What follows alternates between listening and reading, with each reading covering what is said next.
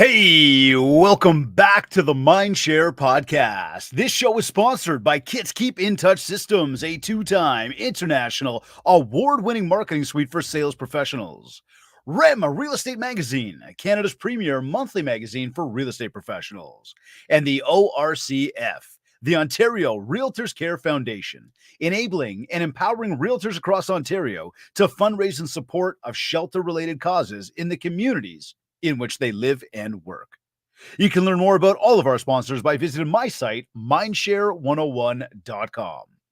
While you're there, I want to remind you that this week, Friday, now, if you listen to the audio, it literally, like if you tuned in, like as soon as this podcast dropped across all major podcast platforms, registration closes August 9th. That's this week, Friday. Okay. So we are live right now. It is Wednesday. You got a couple days. That's all you got. And your seat in that room is waiting for you. This is your chance to join me and some very, very amazing people in person, live in Toronto. And our mission is to motivate you. It's to inspire you. It's to help you build a stronger mindset and overall to help you spark new, fresh ideas that will propel you to your next level of success in both life and in business. Now imagine this. Imagine being in a room where you get to share your challenges and immediately get solutions from people who are walking in the same shoes as you, as well as from experts who have helped many other people get to their next levels. This is 2.5 days of masterminding. This is not some big conference hall. This is a small, intimate room set up perfectly. And I got to tell you, I was just in the venue the other day. It is awesome. I am super, super pumped to spend 2.5 days in there.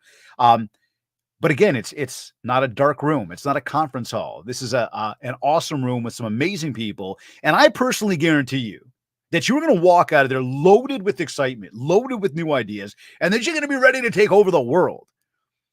Check out the website for details, mindshare101.com. Registration is about to close. Get yourself in that room with us. Today's episode is number 295. She is passionate, dedicated, and driven by a genuine desire to make dreams come true. She believes that kindness is the secret ingredient that transforms the buying and selling process, fostering a positive and supportive environment, putting her clients' needs at the forefront of everything she does. With an extensive knowledge of the local market and current trends, in addition to being equipped with negotiating skills, she thrives on achieving win-win situations that leave both buyers and sellers satisfied. Leaving the cookie-cutter approach behind, she believes that every client deserves a tailored real estate experience that reflects their unique vision and aspirations. Joining me on this episode of the MindShare podcast is real estate broker Rayissa Palmer. Rayissa, hey, David. Welcome to the MindShare podcast. I'm going to bring you to every listing presentation to start it that way. You know what? It's we've known each other a number of years now, and you've been doing some fantastic stuff out there, achieving a ton of success, and it's super exciting to have you join me on the show today. I thank you. Well, thanks so much for asking me. I'm an avid listener. Your podcast is on my car, on my phone when I'm driving. You are my regular go-to. I send it to a lot of new agents in our office. You've got some good stuff. So this was on my bucket list to be on your podcast. So thank you so much. I love it. Bucket list. And we're going to talk to this type of stuff shortly, because again, when you have a plan and you stay focused, cool things in life happen. 100%. And it's funny, that's one of the biggest things I learned from your MindShare, the last MindShare that I was at the group. Like, I knew that in the back of my mind, but it was just going through the process and going through the different speakers. And I was like, okay, I have to put pen to paper. It can't be in my head. It has to be on paper. It's you know what though, it's like anything, right? Like when you're going through any situation in life and you are happy about something, stressing about something, trying to figure something out, I find that one of the best tools we still have, and outside of these smartphones, is this thing here called the pen. Yeah. It truly brings your thoughts to life. It brings your ideas to life. It brings your problems to life. It helps you solve problems. But I mean, if you leave everything up in your mind, you're either going to forget a ton of stuff, or you're going to get so overwhelmed and you're going to bounce around from so many different ideas and so many different solutions and problems and everything else that you don't even know where to start anymore or where to finish.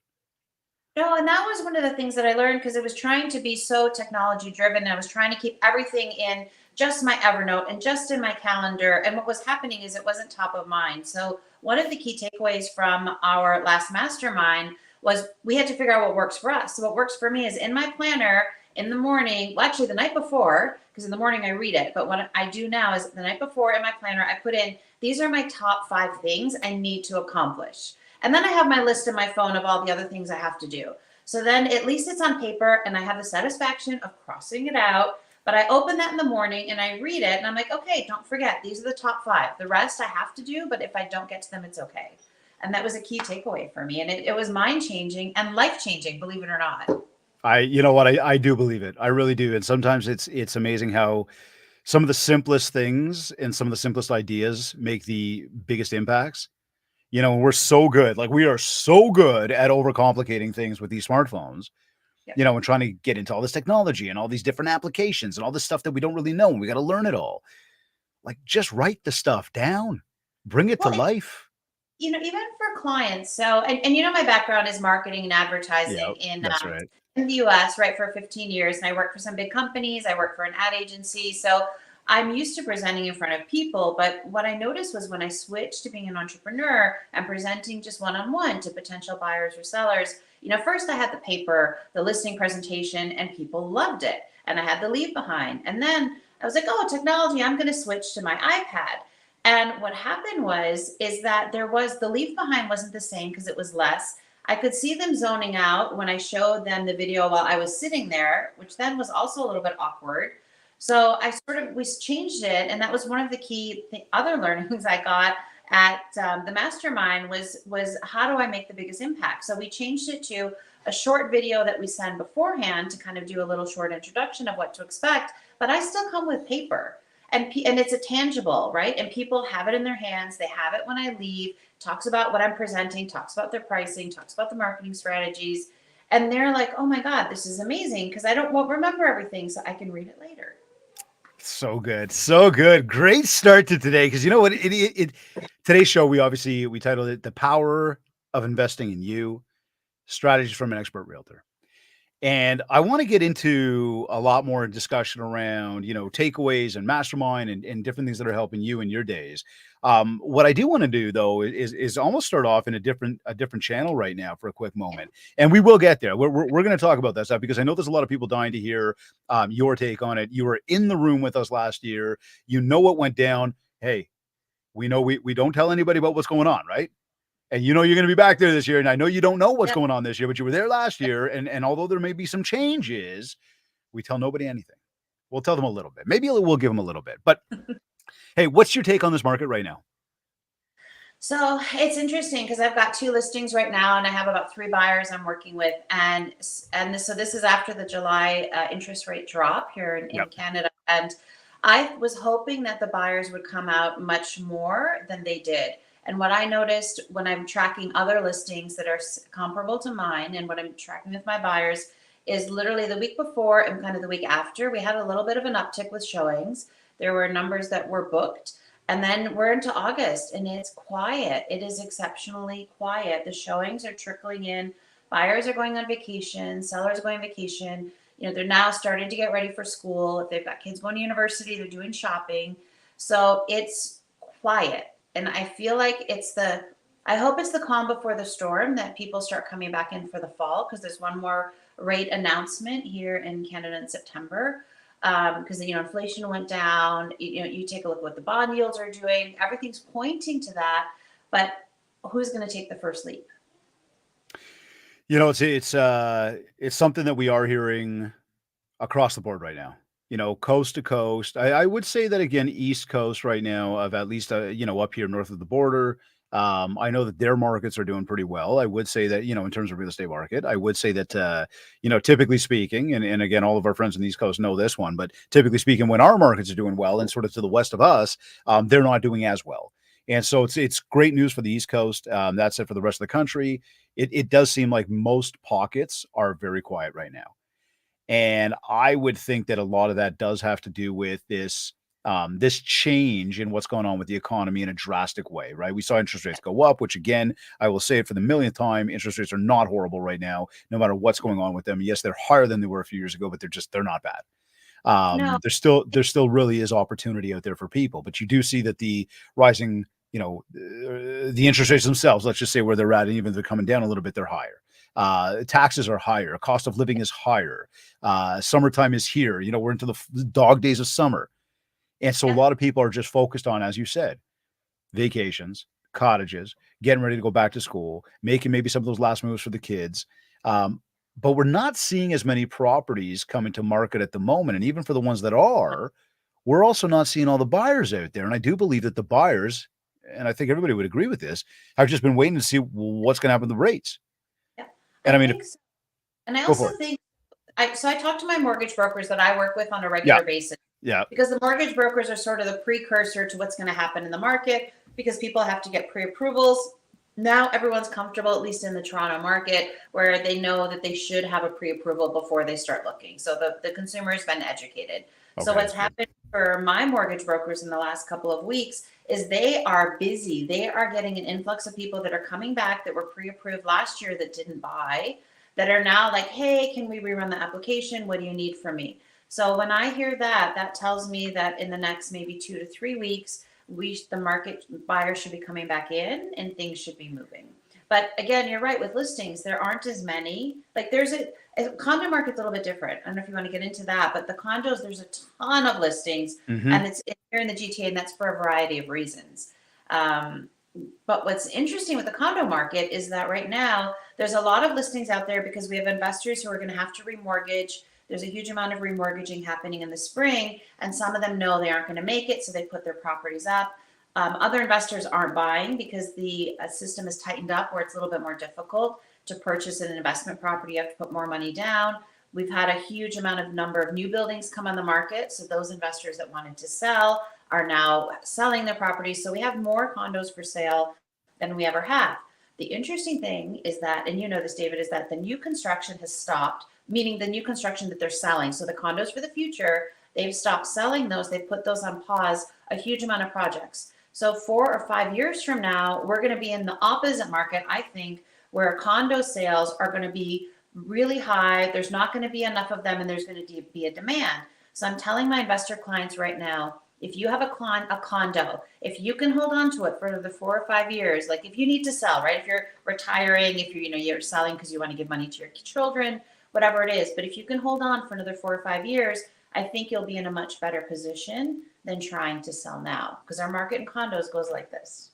Right? Hey, listen, you bring up the mortgage renewals, and that's somewhere I was going to go with it as well, is that we know that there's a lot of renewals coming up. And we know that there's a lot of people that are not going to be able to afford that, and they're going to have to get out, and we're going to see the prices of those properties that they potentially bought at a higher price are going to have to be lower.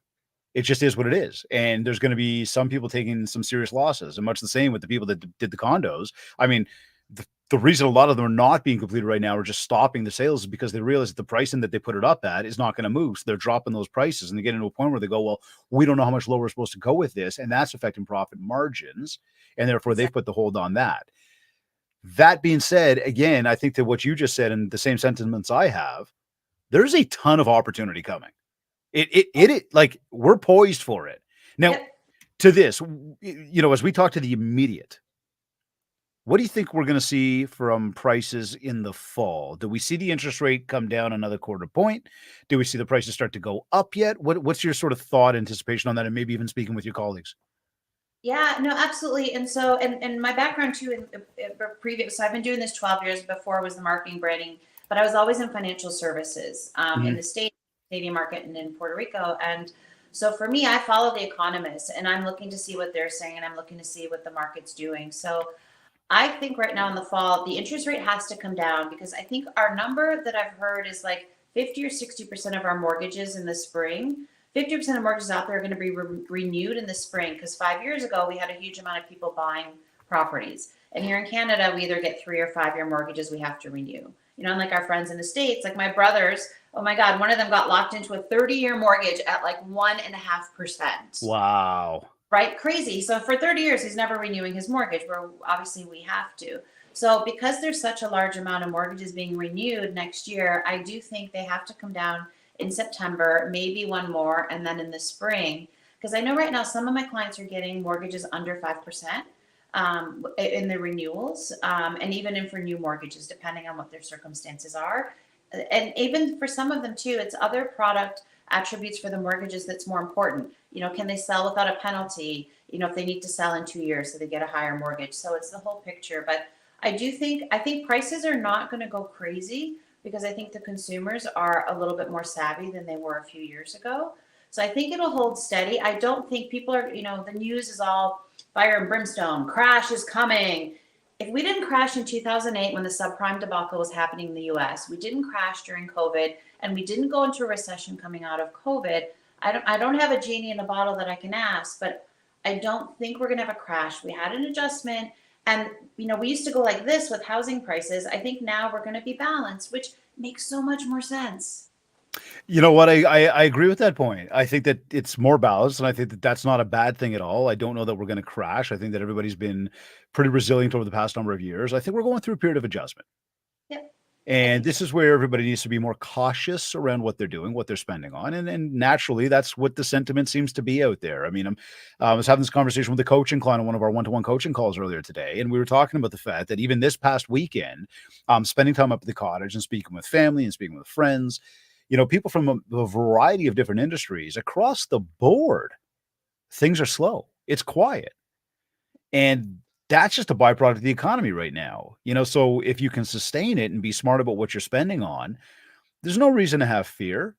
Just be cautious, be smart about what you do. Much the same. Don't follow my favorite famous one here is like the sheeple mentality of when people do, you go do.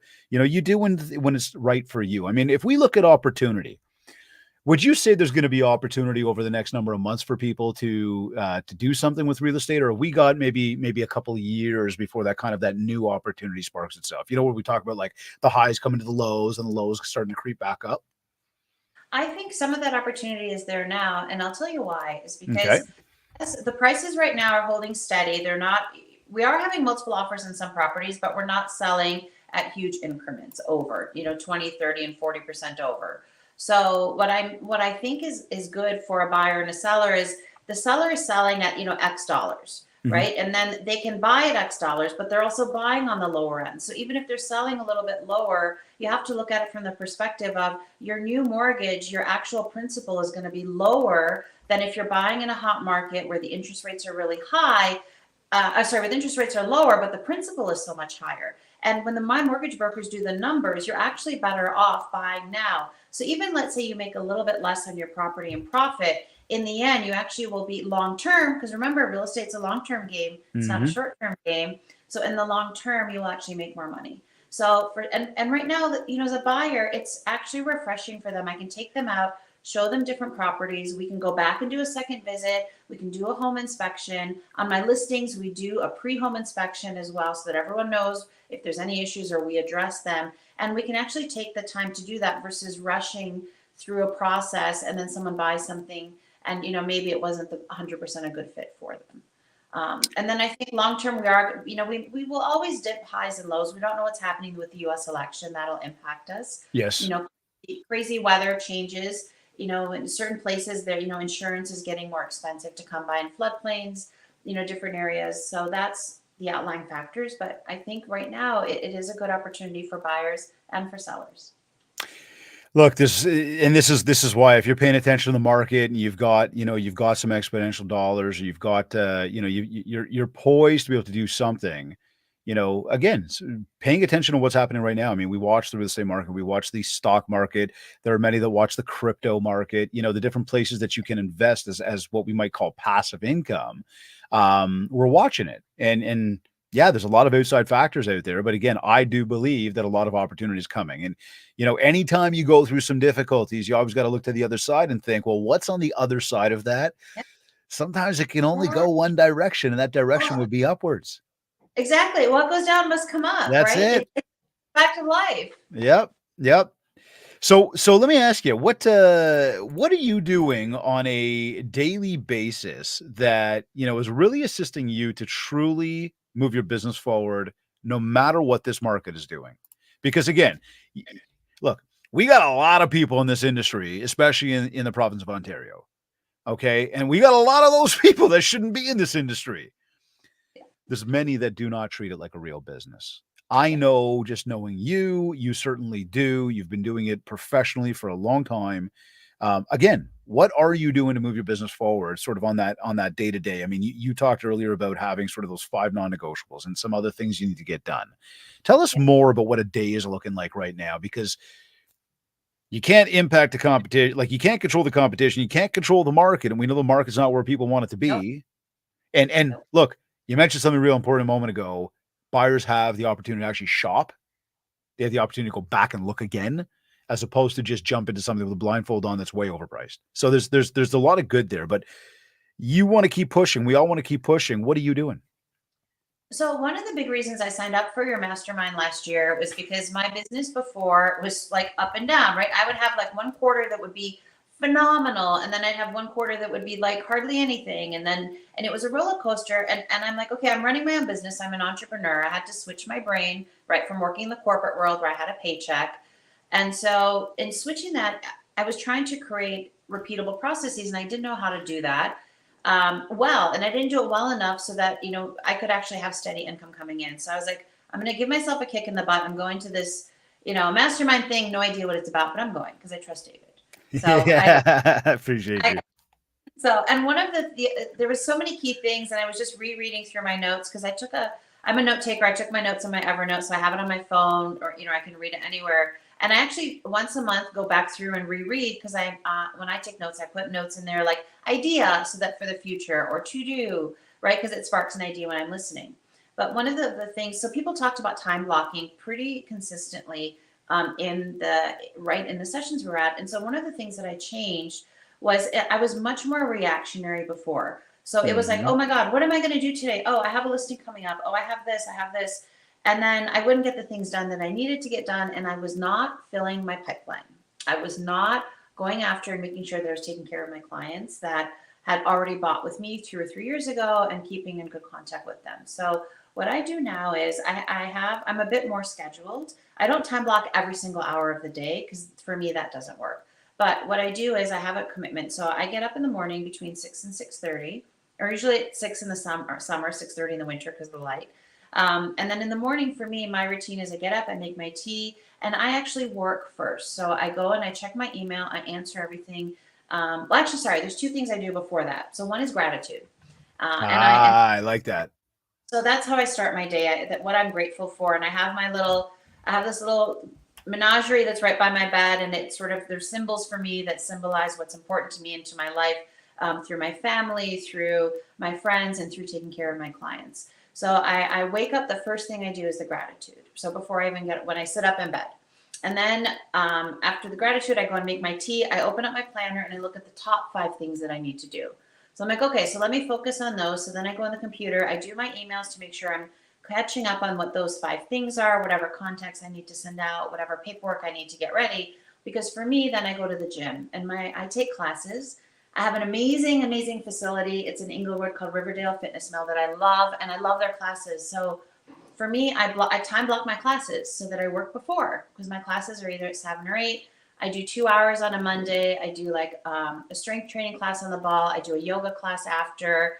Tuesdays, I either walk or I take the Pilates class. Wednesday is either Zumba or yoga. Thursdays is this amazing strength training class that kills me, but it has actually built up my biceps, believe it or not. So it's awesome. And Fridays, TRX and stretch. So, and then when I'm driving back from the gym, I'm on my phone. I'm calling people back that have communicated during that time. My clients know, because I post on my Instagram, my social media, that I'm at the gym. They know that for that time they can reach me before or after. And then I go home, shower, change, and I'm either at my desk or my office, and then I know what I have to do the rest of the day. So mentally and physically, I am there, and I cannot survive now without going to the gym. See, but is that, look, I said to you, so what are you doing to push your business forward every day? And you were like, I practice gratitude, and I go and work out, and I get my mind straight, and then I'm prepared and I'm scheduled for my day.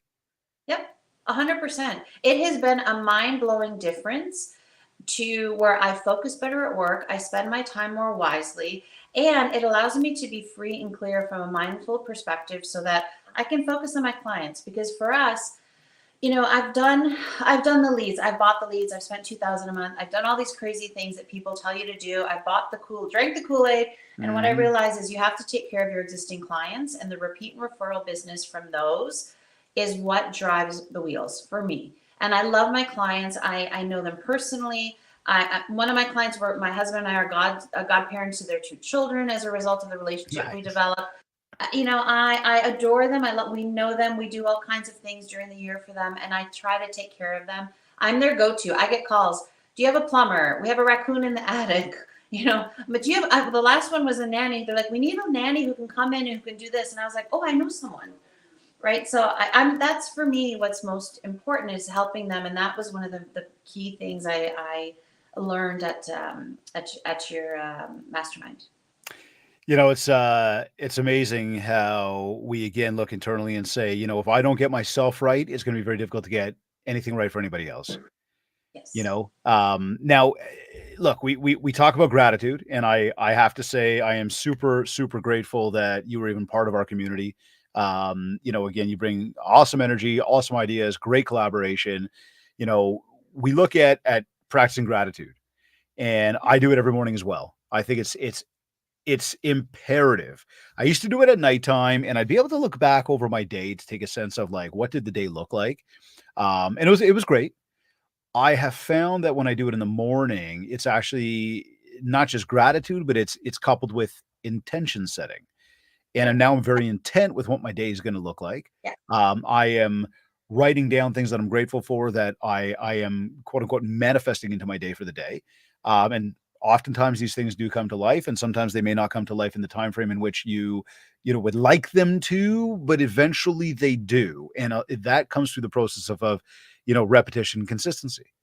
Same And thing can with we? going to the gym, repetition, consistency. Now Yes, and beyond what's I know that?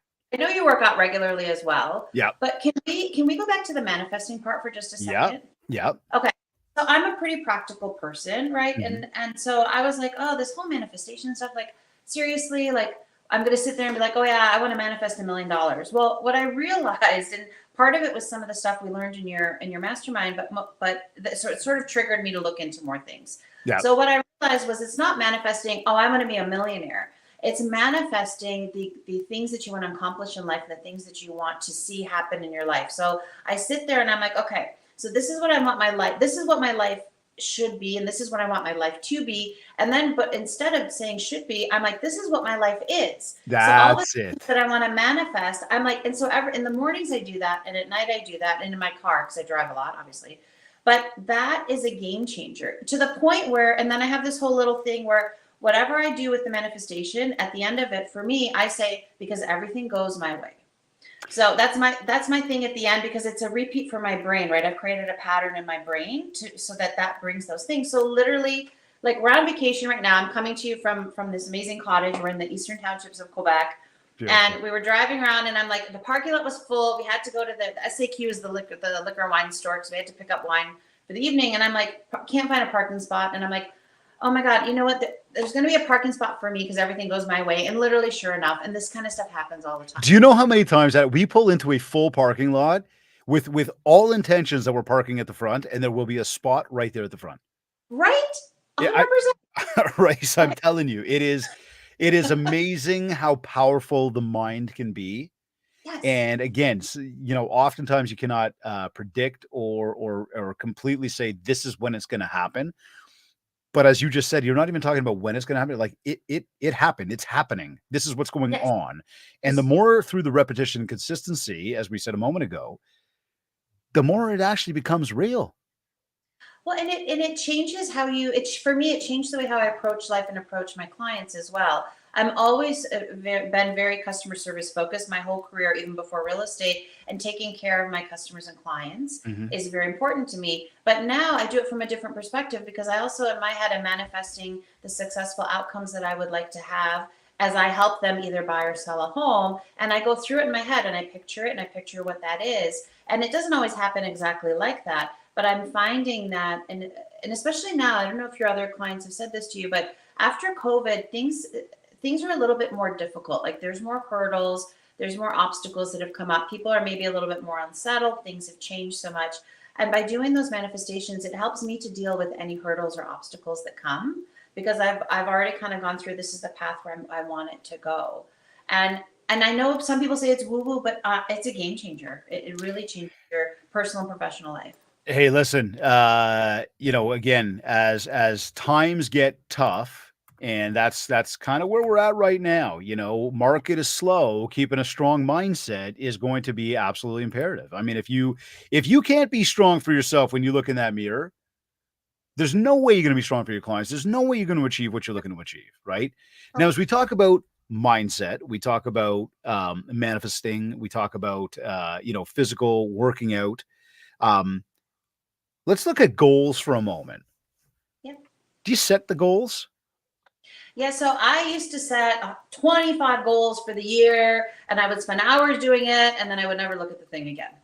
Okay. So it didn't work for me. So what I did instead is I set 3 goals for every quarter, and then I have a main goal for the year. So this way I look at that. It's in my planner. It's written down. So when I have a little tab and I flip to that, and then I'm like, okay, these are my 3 goals for this quarter. And then how far have I gotten? And I have in my planner, I have like a task list. So what I do is sometimes I'm like, oh, I think if I do this, it'll help me achieve the goal. So then I write it in really quickly, right? Or I send an email to myself, put this in your planner if I'm out.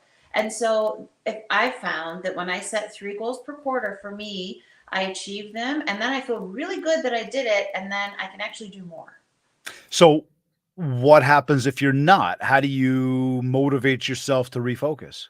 Not. So if I don't, what I actually do is I'll move a goal. If I haven't achieved a goal for whatever reason for that quarter, I'll either adjust it or move it. So because I think each opportunity that doesn't happen is a key learning experience. I learn just as much from those goals that I can't hit or I don't hit, or maybe they weren't realistic, or maybe that wasn't the right goal for that time. And I'll sit and think about it and say, okay, what did I do? Or maybe it wasn't the right thing.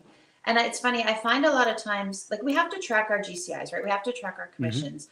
But I find that if my goals are too money focused, then they don't seem to happen as often as where I focus on, okay, so last year I sold, 8 houses in this quarter. So this year I want to focus on, 9 houses. If I focus more that way versus on, this is what my commission is going to be for this quarter.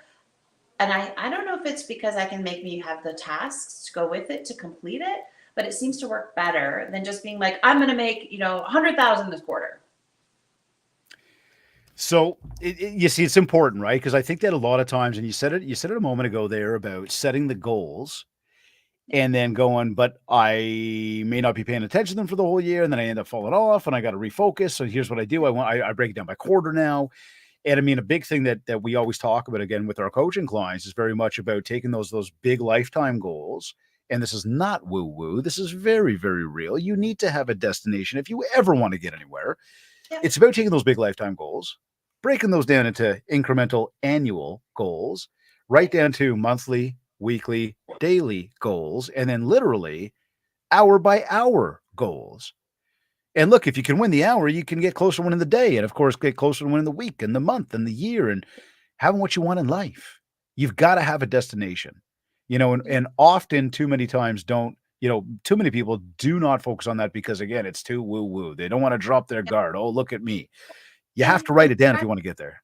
100%. And I'm glad you said writing it down, because the other thing that I got from there, which I knew in my head, like, this one I knew that I have to track where my commissions are coming from, which I had been doing, but I have to track how many are coming in and what time of year they're coming in, so that I can figure out where are my gaps that I need to fill. And so I actually now pay attention to how many deals I have, which quarter they're coming in, is it a buyer or a seller, and how much, so that I can say, because I used to be very heavy in 1 quarter or 2 quarters.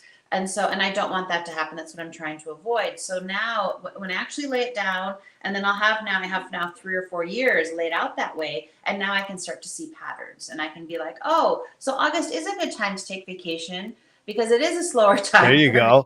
The other thing to track is where is it coming from? Yes. Is it people you know or people you don't know? That's numero uno right there. Because if you can identify that the biggest portion, 70 to 90%, typically 70 to 90% of our business in this business will come from the people that know us, like us, and trust us. Group number 1, the contact list.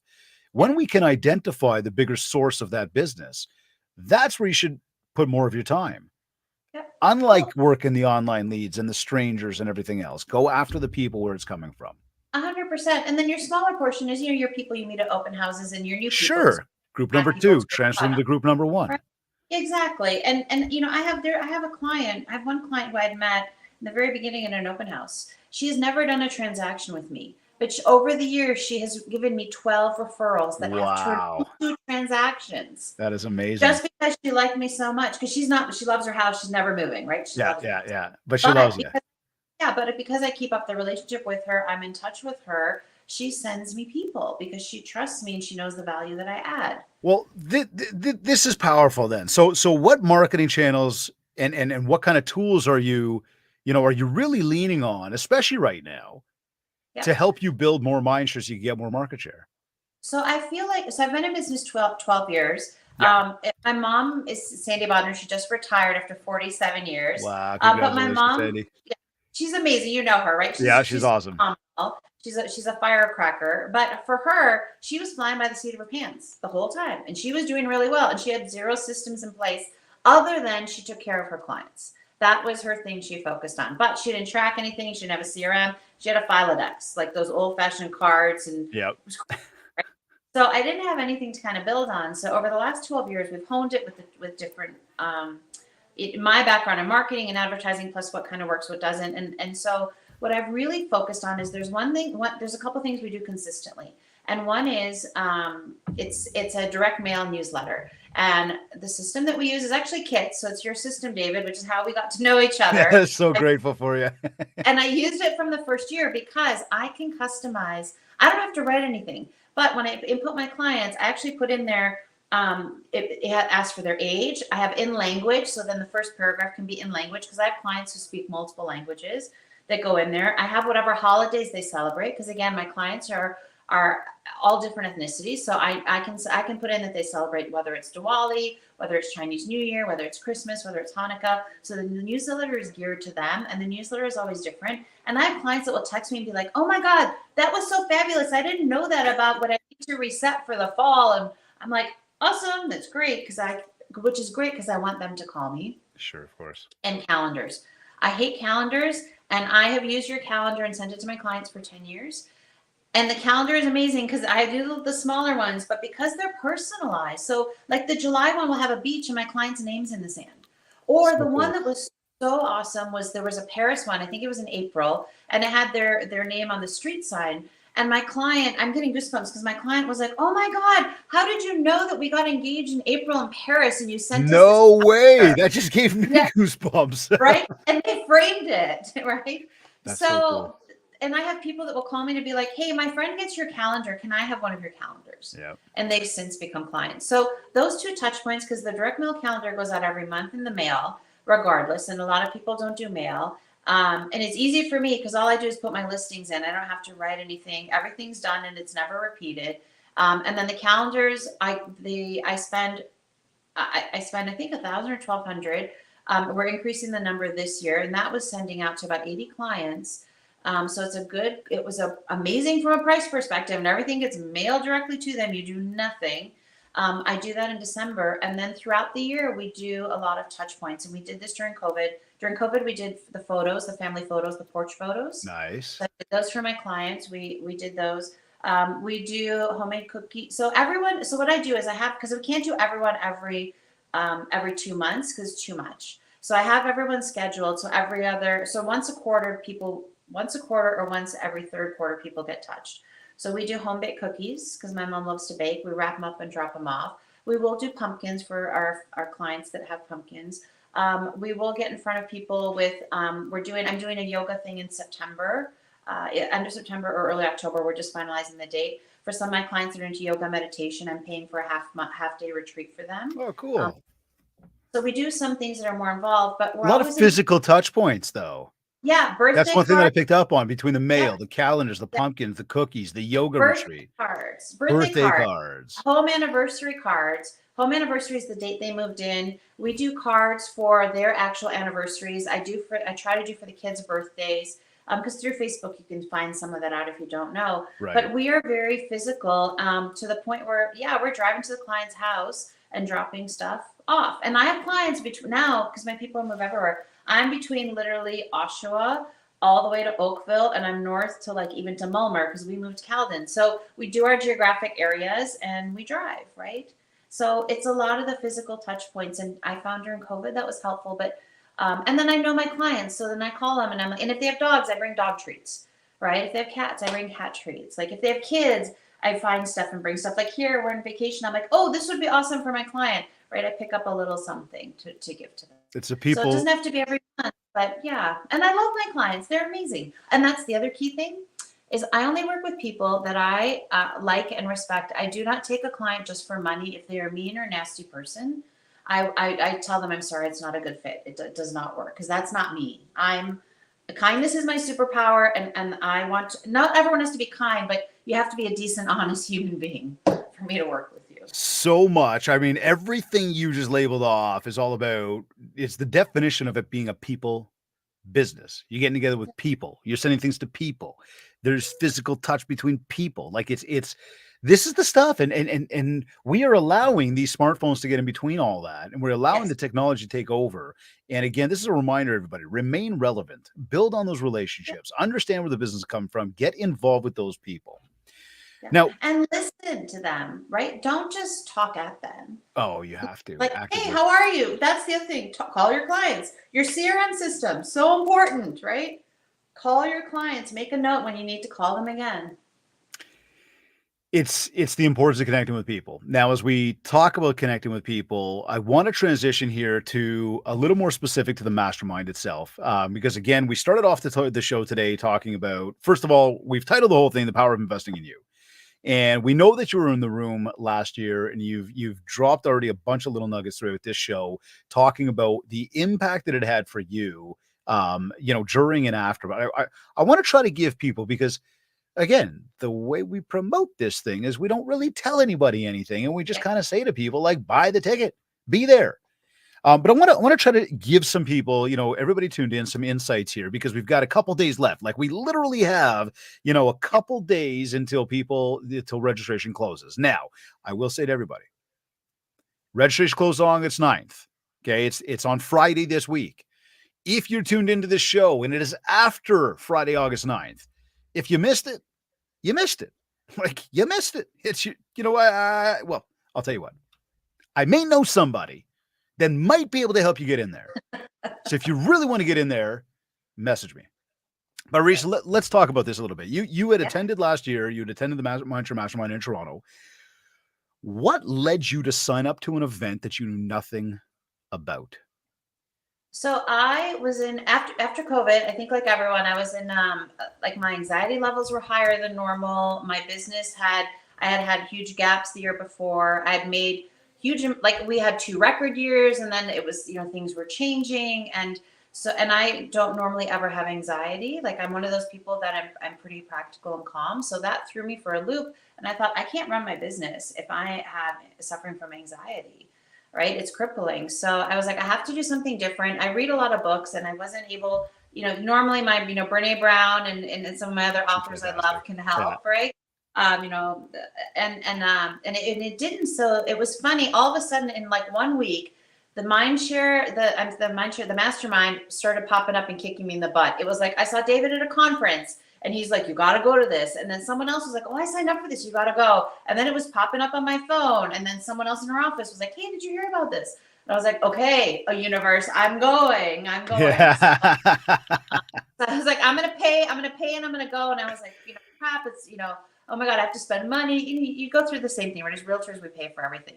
And then I got there, and first of all, the space was fantastic and beautiful. It was gorgeous. It was not. Okay, hold on. Before you get there, though, I want to talk to that, because sorry, I apologize. I want to pause because I know there's a lot of people that are apprehensive right now. Yeah. I know a lot of people are apprehensive. So again, what kind of thoughts were rolling through the mind before you decide to purchase your ticket? Like here you are, you're hearing from people. You're saying my mind is telling me I got to be doing something. Then all of a sudden I'm hearing about this, and I'm hearing from other people that they're going. So I decide I'm going to go. Yeah. And then you're like, you haven't purchased the ticket yet. What's going through your mind? Oh my God, I don't know what it is. Well, I was like, oh my God, yeah. And I'm like, I just came off like 2 months where I only had 1 commission. Like, do I really want to spend this money? Like I was, and I was talking to my husband, and he's like, He's like, well, okay, you've been talking about this for 3 days. He's like, I think you need to go. And I'm like, yeah, but I'm like, what if we don't have another deal for another month? And he's like, you have to go. So I literally put on the credit card and I cringed because I was like, I don't know what I'm signing up for. I don't know if it's going to help. And what if it's the same old that like everyone does? And I'm going to be like, oh, this was a waste of time. So is that how you feel like once you actually bought the ticket? Because remember something, I haven't been in your shoes. I know what's going on. I know what we're going to be doing. Yes. And listen, as you know, it does take on a life of its own as we are in that room because of that energy, right? Oh. But to that, once you did purchase, you put the credit. How did you feel at that point? So for me, once I make the purchase, I'm okay then because for me it's the agony before the decision. Once I make it, I'm like, okay, that's it. I booked it. The receipt goes in my quarterly envelope for my write-offs, and I'm good.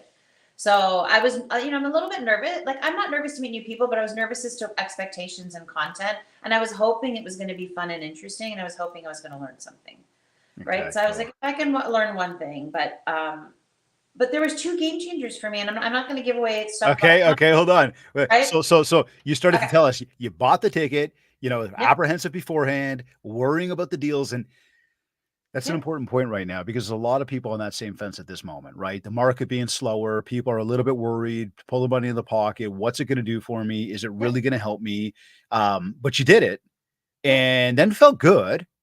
Yep. And then you arrived, and I totally cut you off a moment ago, as you said, That's like I okay. walked into that room. Tell us about that. Like, share your experiences about when you first arrived. Well, so it's funny. So I was like, because I got Leanne had sent a message, and she was like, "Oh, do you want to book a hotel room?" Because I live it was in downtown Toronto, and I live Right. about like a 45-minute drive. And I was like, "Oh, I'm not wasting money on a hotel room. I'm gonna drive in every day. Like this is like I don't need to be doing this 24/7, right? I'm just gonna go for the conference." So I walk in, and what I noticed was that some of the people had arrived the Sunday night, and they went to dinner together, and so they already had a camaraderie. And I was like, well, maybe I should have gone to Sunday night and gone to dinner too. Like, hey. And then Monday, so all of a sudden I started seeing some of the connections people were making. The space was fantastic. Thank you so much for not putting us in a hotel conference room that was crappy. We had exposed brick walls. We had huge windows. It had a view. Like it was beautiful. Snacks were great, and the water and everything else that you had. So all of a sudden you walk in, and it wasn't 100 people, and it wasn't even 60 people. It was a small enough space, and it wasn't set up like a classroom where you could sit in the back or the front. It was more round. So then too, it was inclusive, right? And the speakers were around the room. So once I got in, you start meeting people, and everyone was pretty dynamic. It was funny. It was such a good group of people. Like people were, and it wasn't the crazy sales, like type A sales types. Like it was a very comfortable space of very genuinely good people that actually wanted to be there. No one It's was cool forced. energy, eh? Yeah, it was It was huge. a very cool energy. I remember walking in the room and feeling the vibe of just the excitement that people had and the fact that people were already networking with each other, getting to know each other. And like I've said many times, and I've said this to everybody before, right? I don't want you coming to this event because your friend is coming. I mean, look, if your friend is coming, you decide, hey, that sounds exciting. Join, come with them. Fine. Yeah. But I don't want you to make the decision because your friend is coming. I want you making it because you want to be there. And last year, much like, we're going to be doing this year, everybody in the room wants to be there. They're not just there because it's the thing to do that day, because the rest of their office is going, because it seems like it's the popular place to be. People are there because they genuinely want to go to a next level. And everyone had a different reason for being there. Like some, it was they wanted to increase their commission. Some it was they wanted to learn more about, what can they do to market themselves. Like everyone had a little bit of a different expectation. The one thing we had in common is that we each wanted to change part of our area of practice to increase our results. That was the biggest thing that I found that everybody had. And everyone walked away with different benefits that worked for them. What were some of your sort of key takeaways then because we covered a lot of ground. Yeah. We covered a lot of ground. We had some incredibly dynamic speakers. People that you wouldn't see at any other real estate conference, by the way. No, and that was what was so cool is we had people from other industries. Like we had people from the athletics shoe industry. This one we could share. So VP of Foot Locker. Okay. Yes. VP of Budweiser.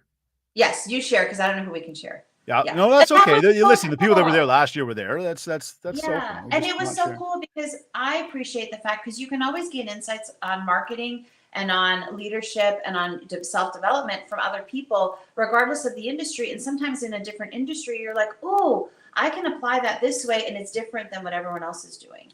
So I really appreciated that, and they were down to earth. No one came in a suit like to speak. Everyone was down to earth, and they shared good stuff. They weren't just, you could tell no one was dialing it in. No one was doing the same speech they've done 100 times at every conference that they go to. Well, there was no Right? PowerPoints, right? There was no visuals. There was no No, PowerPoints. There was no no. whiteboards. It was personal. David, it was the whole thing was so personal. It was amazing. That's so good. That's so good. So similar to any event that you'd been to, or was this one? I mean, was this like totally different? David, I've had the privilege, and when I was 15 years in the corporate world, and I worked for some amazing companies that sent me to fantastic conferences and locations, and I've experienced some of the best out there. And what I loved about this one was that it wasn't gimmicky. It wasn't, no one was selling me anything during, before, or after. And it was really felt like you could tell everything was curated so well to the real estate professional. And it was so curated towards development of that professional. That was the center. And then it was, leadership and marketing and relationships and self-development and fulfillment. But the core was who we are, that we are realtors. Because sometimes people try to just, let me teach you about marketing, but if it's not relatable, it doesn't, none of us have, we're not going to spend $100,000 like on marketing, Right. unless you're Right. right. So that's what I loved about it, is that it was very personal. You knew everyone's name, even if you were just meeting, a few of the people you had just met, but you made a point, and your staff and your team was awesome. They were there for us. They knew who everyone was. By the second day, we were all like, hey, like we were all comfortable, everyone was sitting there, like, and it was just, it was joyful. Actually, it was weird. It was joyful, which you don't expect at a That is work so thing. cool. Well, so okay, so how do you compare that to then going to some of these? Because hey, conference season is coming up, and there's a Yeah. lot of different options for people to choose from. And I'm sure a Yeah. lot of people are looking, going, okay, again, some of my friends are going to this conference, some of my friends are going to that conference. I've heard about this one. Oh, it's like whatever. And people are going to choose to go to some conferences. What would you say the biggest difference between this mastermind is versus some of the big conferences that people could go to? And maybe that experience between kind of like one versus the other. So again, for me, the conference was so personal. So, and I'll give you an example of what that means is that, so for the speakers, so some of the speakers were actually attended portions of the conference, and we didn't know. So they were participating as attendees, and then they would sit and have lunch. And so you're chatting and you're meeting people, and then they would be the speaker, or after they spoke, they would participate for the rest of the day with us as an attendee. So it didn't feel like, conferences are great when you have the big speaker up on the screen and you're in the audience and you learn stuff, but there's no interaction. You're learning it, and it's whatever you can write down really fast to make sure you remember. Where here, I felt like it was an experience, and no one was just talking at us. We were experiencing with them what was happening. We were fully involved, fully engaged. Nobody fell asleep, which was odd. People always fall asleep somewhere. You always see the head nod, right? Nobody fell asleep, not any of the days we were there. So that to me is a huge success and a huge difference. And everybody walked, and everyone was like, at the end, everyone was like, we should have had another half a day. This wasn't long enough. So that's the funniest part. I know we asked about feedback. It's like, okay, what would you guys change? I was like, we want it to be longer. I was like, whoa, I didn't expect that. Yeah.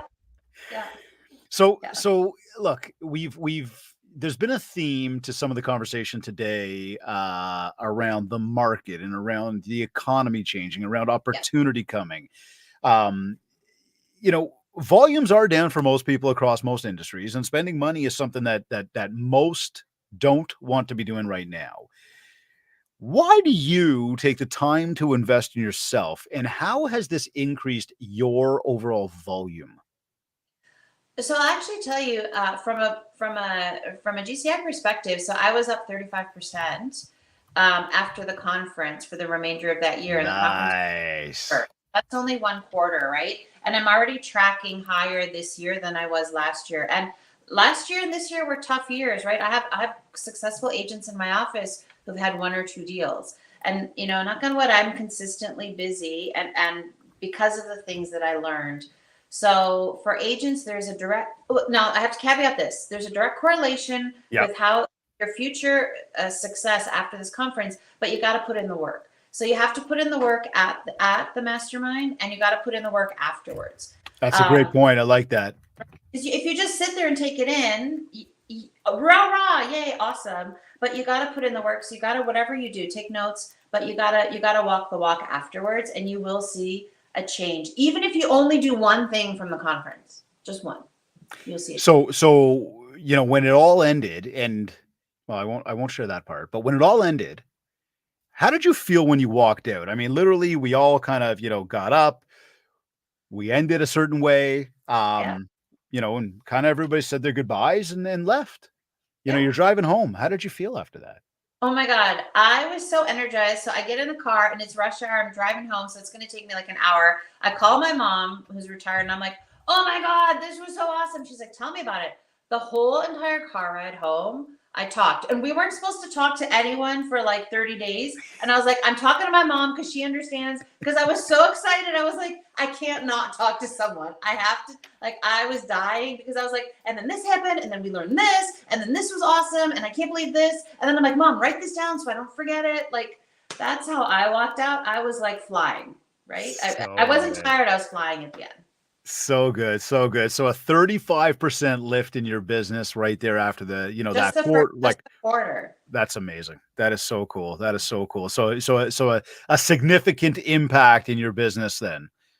Absolutely. And the impact that I love the most that it had for this year, because then these are those practices I put in place, is I've generated a more consistent and steady income for myself this year. And it's tracking higher than where I was last year at this time. So exciting. So And exciting. You got no, like my cheeks are hurting. It's like I'm smiling. It's well, honestly, why? you know how much passion we put into this thing. You know how much we Yeah, care. You know how hard we work to put on an event that's going to be truly unique and truly impactful for everybody that's there. yeah. Well, So it is so cool to hear the feedback. and David, we had a lot of expenses this year, and we had a wedding. My stepdaughter got married to an amazing man, so wedding expenses and all the other Yep. fun stuff. And I still chose to spend money on this event this year. That's how important it is to me, and that's how much of an impact it had on me the first time. That is so okay. So tell me this then, like, what do you want to say to anybody who is still on the fence about joining us? Anyone who's hesitating because they don't know if it's going to be worth it, because they're hesitant to spend the extra money on themselves right now. What would you say to anybody there? Okay, so if you're in a place of your business where you're like, I need a change, I don't know what to do something different, but I need to do something different because I can feel myself almost there, but I can't quite get to the point I want to be at. This is when you need to attend this conference and you need to go. So you got to take a leap of faith, because you got to be at that point where, because you have to do the work. So you got to be like, yes, I want to be there and I need a change. So if you're, if you haven't had enough commissions, if you haven't had enough listings, if you're looking at the fall and your bucket's empty, and you're like, oh my gosh, what is going to happen? This is where you need to be. It will help. So amazing, Rayissa. So amazing. Before we start to tie this show up today, is there anything else you want to share about that event? That I mean, wow, I am so super excited about the impact that it had on you. And this is something that I said to everybody in the room that day, or that week that we were there, is something that I will say again this year, and something that I say to everybody all the time, even when I'm one of those speakers on the big screen on the stage at a conference, is that I love being there with you. I love helping make the impact. I love the fact that you enjoy the time there. I love the fact that you're learning something. To me, though, it's not about that moment. It's not about the applause after the fact. It's not about any of that. I want to know if this had an impact on you, your life, and your business, and I want to know that after the fact. Yeah. And again, listening to you today, truly, I know you've shared tidbits with me along the way. Truly, this is the first time I've been able to pick your brain about it the way I have, and obviously we're doing it on a public forum, so I appreciate you doing so. You genuinely seem like you made a big impact, and it's awesome to hear it. And I'm going to remind you, keep it up. It doesn't stop. It's got to keep going, because if we do stop it, things stop. Absolutely. And that was the problem I've always had before. And this had an impact professionally, and it had an impact on my personal life. Because I have to tell you that I got additional coping skills with anxiety that have tremendously helped. And so it had an impact on my family life, on my personal life, and on my professional life, which that I think is a rare accomplishment. So thank you, David, That's so cool. and Well, your team. thank you. Well, you know what? And thank you. The team is, I'm grateful. Talk about being grateful. I write that one in my gratitude journal. Yeah, Super absolutely. grateful to have such an amazing team and such supportive people that truly believe in what we're doing and see the impact and truly feel the impact, not just attend, not just talk about it or watch it, but put the actions into action to get the Yeah. results from those actions. Well, and that's it. There's so many people where, like, I have the same awards that everyone else does and all those accolades. Those are not what's important. What's important at the end of the day is helping your clients to either buy or sell their house, to find a home of their dreams. Like, that's what the focus should be. And that's where our money should be spent, on helping us develop to achieve that. And that your conference, the Mastermind conference that you put on, helps us to achieve that. So amazing. So you've gone through all this stuff and you're having a fantastic day, and you've achieved and you've done work and you've gone through stresses and good things and bad things, and the day is over for you. Yep. How do you know it's been a successful day for you? That one's easy for me. If I have helped one client that day, my day has been a success. So every day I have to help one client. It doesn't matter if it's a small way or a big way, but that for me is a success, because my goal is to help my clients. Whatever they need to achieve, that's my goal, is to help them.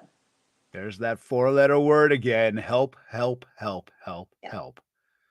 Understand, everybody. Think about what you could do to help others. Yeah. And in some way, that help gets returned. Absolutely. Rayissa, any final words of wisdom you want to give to everybody to help them get out there, build more mind share, to get more market share? Invest in yourself. If you don't believe in yourself, and if you don't continue to feed the engine that is you and feed your brain, continue to develop yourself, attend something like David's mastermind, read books, listen to the podcast. His is gold, by the way. That's the gold standard. You have to invest in yourself, or just get out of the business, because you will not be successful and you'll be miserable. And if you invest in yourself and your time, and you do things like the mastermind, you will see success and you will change your life. Powerful. Absolutely awesome. You've got my cheeks hurting now. It's been an amazing episode today. Seriously, smiling from ear to ear. I am so super pumped about all the positive things you've shared about the event. Moreover, I am so super pumped about the impact that it has had on you. I'm grateful for you. I really am, for being part of our MindShare community, for being part of our KITS community, for all the support that you provide. Even moreover, for the fact that you're getting the successes out of it, and that truly is what it's all about. Can we help others? And it seems like, things we're doing here and the efforts we're putting forward are certainly doing so. So I can't thank you enough. We talked today about the power of investing in you, strategies from an expert realtor. Rayissa Palmer, thank you very much for joining us. And I cannot wait to see you in a few weeks here in Toronto. Thank you and your team. Mwah. Thanks, David. We'll talk to you soon. Enjoy the rest of that vacation. Thanks. You are either listening to this on one of your favorite podcast platforms, or maybe you went to my website, MindShare101.com. Don't forget to leave a review of this podcast at www.ratethispodcast.com/MindShare101. Again, big 5 stars, nice little review, super grateful. Of course, if we haven't yet, connect with me on Facebook, on TikTok at MindShare101, and on Instagram at David Greenspan 101. I want to take a quick moment to say a big thank you to Kits Keep in Touch Systems, REM Real Estate Magazine, and the ORCF, Ontario Realtors Care Foundation, for sponsoring this episode of the MindShare podcast. This has been another episode of the MindShare podcast. Now go check out the details for the upcoming mastermind. Registration's closing on August 9th. We are taking place together, the mastermind, September 16th to the 18th in Toronto. Again, get yourself in that room. If you didn't hear Rayissa, go back and re-listen to this episode right now. Thank you so much for tuning in, and I'll see you all in Toronto. Thanks, everybody.